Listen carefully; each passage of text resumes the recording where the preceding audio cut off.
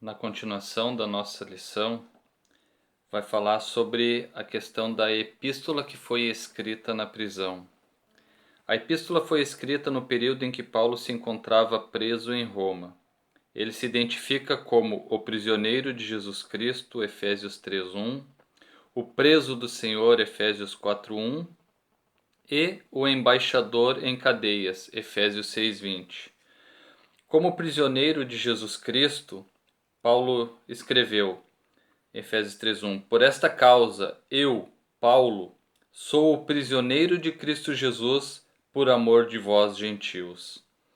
Como o preso do Senhor, no capítulo 4, versículo 1, ele diz, rogo-vos, pois, eu, o prisioneiro no Senhor, que andeis de modo digno da vocação a que fostes chamado.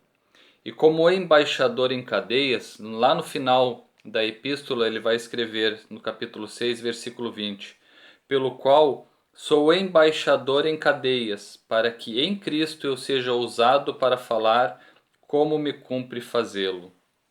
Então, essa carta aos Efésios, ela tem esse grande e forte vínculo com relação à questão de Paulo estar preso em Roma. Então, por 3 vezes ele cita essa condição de forma diferente. Primeiro como prisioneiro de Jesus Cristo, depois como preso no Senhor e finalmente como embaixador em cadeias. Isso indica que era uma carta enviada do cárcere. Por essa razão, ela integra o rol das epístolas da prisão, redigidas aos Efésios, Filipenses, Colossenses e a Filemão. Com relação à data em que a carta aos Efésios foi escrita, nós podemos ver que, de acordo com Atos, após realizar 3 viagens missionárias e implantar igrejas na região do Mediterrâneo, Paulo esteve em prisão domiciliar por cerca de 2 anos. É interessante que essa prisão domiciliar que Paulo se encontrava permitia que ele pudesse receber outras pessoas lá onde ele estava. Ele não podia sair porque era uma prisão domiciliar, mas ele recebia irmãos lá. Atos capítulo 28, 30 vai dizer, por 2 anos permaneceu Paulo na sua própria casa, que alugara, onde recebia todos que o procuravam. Então, Paulo tinha essa liberdade restrita, ele não podia sair, mas podia receber visitas na sua casa.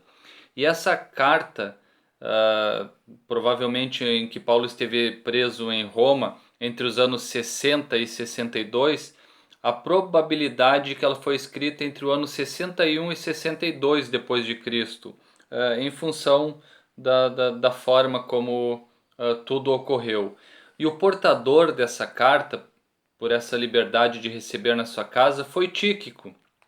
Paulo escreve a carta e entrega na mão de Tíquico para que ele levasse até a igreja que se encontrava em Éfeso, que diz em Efésios 6:21, e para que saibais também a meu respeito e que o que faço, de tudo vos informará Tíquico, o irmão amado e fiel ministro do Senhor. Então, Tíquico pegou a carta da mão de Paulo e levou até a igreja em Éfeso. E é importante nesse nosso estudo a respeito da carta aos Efésios, a questão do esboço da epístola, que ela foi dividida em 2 partes. A primeira parte fala das gloriosas declarações teológicas a respeito da redenção, que são dos capítulos 1 até o capítulo 3, e a segunda parte que fala das instruções práticas para a igreja e para os crentes, ou seja, fala mais de questão prática mesmo. Capítulo 6 até o capítulo 4 até o capítulo 6. Na primeira parte, nós vemos a divisão da seguinte forma: a saudação, no capítulo 1, versículos 1 e 2, a preeminência de Cristo Jesus na redenção, capítulo 1, dos versículos 3 ao 14, a oração apostólica pelo esclarecimento espiritual dos crentes, capítulo 1, versículos 15 ao 23, os resultados da redenção em Cristo, capítulo 2, versículo 1 até o capítulo 3, versículo 13, e a oração apostólica pelo esclarecimento espiritual dos crentes, capítulo 3, versículos 14 ao 21. Já a segunda parte está dividida da seguinte forma: implementando o propósito de Deus, capítulo 4, do versículos 1 ao 16, reproduzindo a vida de Cristo nos crentes, capítulo 4, versículo 17 ao capítulo 5, versículo 21, aplicando a autoridade de Cristo aos relacionamentos do lar, capítulo 5, 22 ao capítulo 6, versículo 9, estar capacitado e equipado para a batalha espiritual, capítulo 6, versículos 10 ao 20, mais conhecido como a armadura de Cristo, a armadura do crente. E a conclusão, que é o capítulo 6, do 21 ao 24. Já no tópico 2, depois de fazer essa visão panorâmica, já começamos a falar a respeito dos destinatários, para quem essa carta foi escrita. E é interessante quando nós lermos agora aqui e a reflexão que a gente vai fazer, pois vamos tratar sobre, com relação a destinatários, a cidade de Éfeso, como ela era, a religiosidade em Éfeso, a igreja em Éfeso e a saudação epistolar. A cidade de Éfeso, fundada por volta de 1050 a.C., tornou-se num centro político, comercial e religioso da Ásia Menor, atual país da Turquia. Era uma cidade litorânea cujo porto desaguava no mar Egeu. Sua rua principal era pavimentada em mármore, com colunas trabalhadas em ambos os lados. Era considerada uma metrópole com cerca de 500 mil habitantes. Tinha o maior anfiteatro do mundo, com capacidade para 25 mil espectadores. Próximo dali ficava o estádio com a pista de corrida e a arena onde ocorriam as lutas entre animais selvagens, como também entre homens e animais. Então, uma cidade bem antiga, na época em que Paulo começou o seu ministério lá, já foi fundada 1050 a.C., se foi escrita pelo ano 60, 62, Paulo devia ter passado por lá um pouco antes, então já tinha em média mais ou menos 1100 anos quando Paulo esteve nessa cidade. Era uma cidade muito importante lá na Ásia Menor, que hoje é conhecido como Turquia, porque ela era o centro político da região, ela era considerada também o centro comercial da região e também o centro religioso. As três principais áreas de uma cidade estavam contempladas dentro da cidade de Éfeso, por isso que tratamos dela como uma cidade muito importante naquela época. Era uma cidade litorânea e ali vai dizer que ela desaguava lá no mar Egeu. Além de ser uma cidade a respeito da questão política, comercial e religiosa, ela era uma cidade imponente na sua construção, na maneira como ela foi construída. Ter uma rua, a rua principal, pavimentada com mármore, já começava a demonstrar a imponência dessa cidade. Nas suas colunas laterais eram colunas que eram trabalhadas, então uma rua principal, pavimentada a mármore, com colunas trabalhadas de ambos os lados, demonstrava que não era uma cidade qualquer, não foi uma cidade criada de qualquer forma. E ela tinha 500 mil habitantes naquela época, aproximadamente entre o ano 60 e 62 depois de Cristo. 500 mil habitantes. Se nós compararmos esses habitantes, por exemplo, com Canoas hoje, que tem 323 mil, quase 324 mil, ou com Caxias do Sul, 415 mil, Pelotas, 306 mil, Santa Maria, 277 mil, nós vemos o tamanho da cidade que era Éfeso, 500 mil habitantes.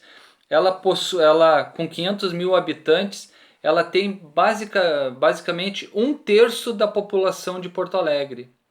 Quando nós analisamos a população de Porto Alegre hoje, com as suas inúmeras dificuldades de saneamento básico, imagina como é que era viver na cidade de Éfeso com 500 mil habitantes numa infraestrutura que não era tão adequada quanto a que nós temos hoje. Ela era considerada uma grande metrópole, e metrópole por si só, ela tem por definição uma capital ou cidade principal de país, estado ou província.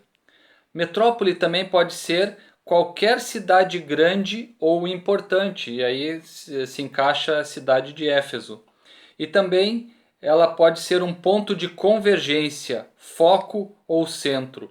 Ponto de convergência. Todas as vezes que precisavam de algo comercial, se ia a Éfeso. É mais ou menos o que nós encontramos hoje. Vamos ao centro da nossa cidade de Canoas buscar algo. E muitas vezes pode não encontrarmos na cidade e nós temos que nos deslocar até Porto Alegre para que possamos, em Porto Alegre, o maior centro comercial do nosso estado, encontrarmos aquilo pelo qual nós buscamos. Então, Porto Alegre é o centro de convergência da grande região metropolitana. Canoas, Esteio, Sapucaia, Alvorada, Viamão, Cachoeirinha. Quando a própria cidade não consegue ser abastecida pelo que tem, ela vai à grande capital, que é Porto Alegre. Era mais ou menos como funcionava Éfeso naquela época. E vai dizer também, sobre definição de metrópole, que numa região metropolitana, a cidade que exerce influência econômica, social e política ou administrativa sobre as demais da mesma área. Então Éfeso exercia essa supremacia, exercia essa influência diante das demais cidades que estavam à sua volta. Sobre a imponência da cidade, eles tinham um anfiteatro que tinha capacidade para 25 mil espectadores. Imagina, 25 mil pessoas acomodadas dentro de um local. Hoje, nós, quando analisamos a estrutura de muitos dos nossos prédios que comportam teatros e estruturas semelhantes, não tem muitas vezes essa capacidade que Éfeso tinha naquela época. Também tinha um estádio para pista de corrida, onde se fazia as corridas. Havia também a arena, onde haviam as lutas, muitas lutas entre animais selvagens, algumas vezes os seres humanos lutando contra esses animais selvagens. Haviam muitos monumentos cívicos naquela cidade. Era uma cidade proeminente e tinha um templo magnífico e bem estruturado, a Artemis, que é também conhecida como a deusa Diana. E esse templo é conhecido como uma das 7 maravilhas do mundo antigo. O templo da deusa Diana era tão impetuoso e imponente onde ele estava, que foi considerado uma das 7 maravilhas, pela sua beleza, pela sua forma, pela sua construção. Atos 19:34 vai dizer: quando, porém, reconheceram que ele era judeu, todos a uma voz gritaram por espaço de quase 2 horas: grande é a Diana dos Efésios. Numa questão onde o apóstolo Paulo estava pregando e depois entra numa questão de um tumulto que ocorreu lá, dentro desse templo onde estavam quase 25 mil pessoas, eles começaram a gritar por quase 2 horas: grande é a Diana dos Efésios. Ou seja, a influência que existia naquela cidade. E a própria moeda que existia na cidade de Éfeso, ela tinha um slogan que era Neokoros, que quer dizer guardiã do templo, fazendo uma referência a Diana. Então, nós podemos perceber aqui a importância e a imponência da cidade de Éfeso. Quando Paulo escreve essa carta, ele estava escrevendo uma carta para uma cidade importantíssima e influente na região onde ela estava localizada. Então, o destinatário principal era alguém realmente importante e necessitado dos escritos do apóstolo Paulo.